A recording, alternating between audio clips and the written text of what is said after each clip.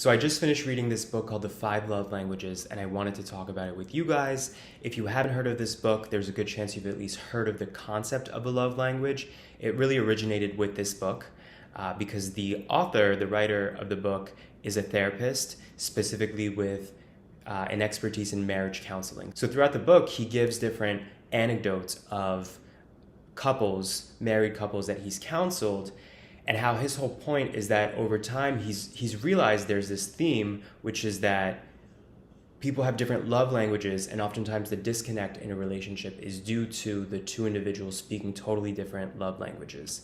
So there's 5 that he lists. One of them is receiving gifts, one of them is words of affirmation, which would be, like compliments or supportive words.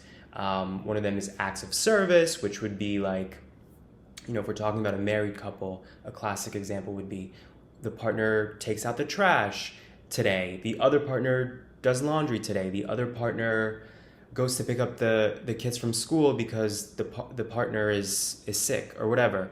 Like acts of, in my mind, it's like acts of thoughtfulness. Another one is physical touch. And then the 5th one, which one am I forgetting?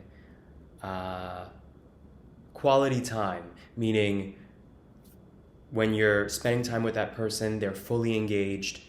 It's you're in the zone with them. They're not checking their phone every 5 minutes, that kind of thing. So the premise of the book is relationships fall apart because 2 people speak different love languages, and they're not even necessarily realizing that they're seeking love and affection through a totally different love language than their partner.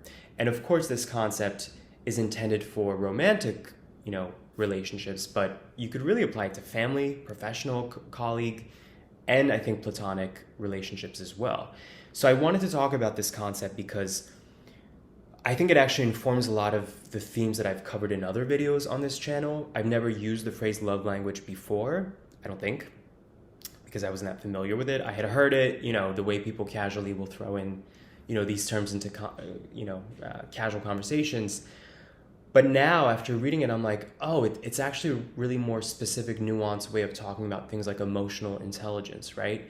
That's come up on some of my videos, specifically with gay friendships, navigating gay friendships and navigating gay dating and gay relationships, how oftentimes it feels like you're speaking 2 different languages, and you get to a point where you realize, oh, this person's not trying to hurt me or offend me or make me feel devalued. It's like, I think they literally don't get it. Like they're in a different headspace when it comes to this conflict that I'm having with them, or this thing that I'm frustrated by, or this thing that I'm having a hard time communicating with them about.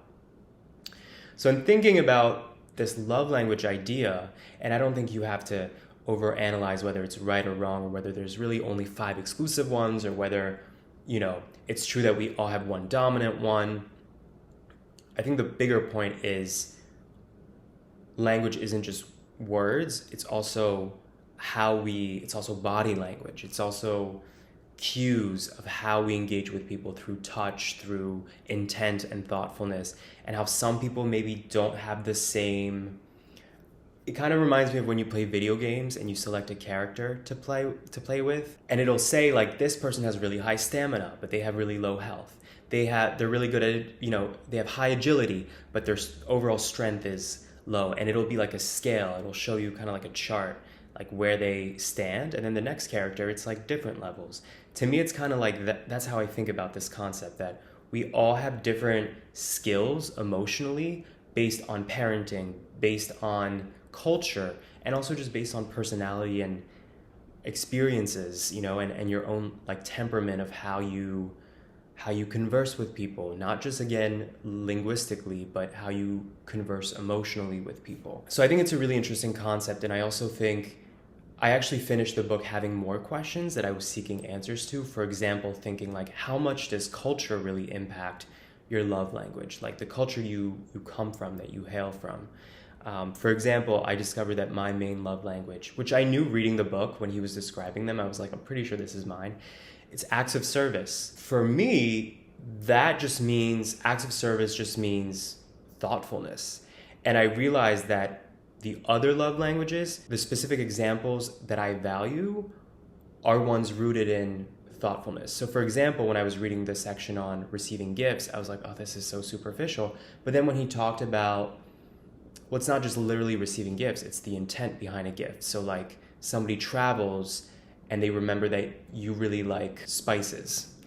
Then they travel to this specific place and they think to get you these like spices that are esoteric and that you like otherwise wouldn't find anywhere else, right? So it's intent. And I thought, oh, that is something that I would really be pleased by. Somebody like getting a gift from me, not money, like the money aspect, the cost of something has nothing to do with it, but the intent of the gift, the thoughtfulness behind the gift. And so in reading the book, I was like, acts of service is definitely my love language, because the way that I even connect to the other love languages is still through the same premise of it's an action of thinking about the other person.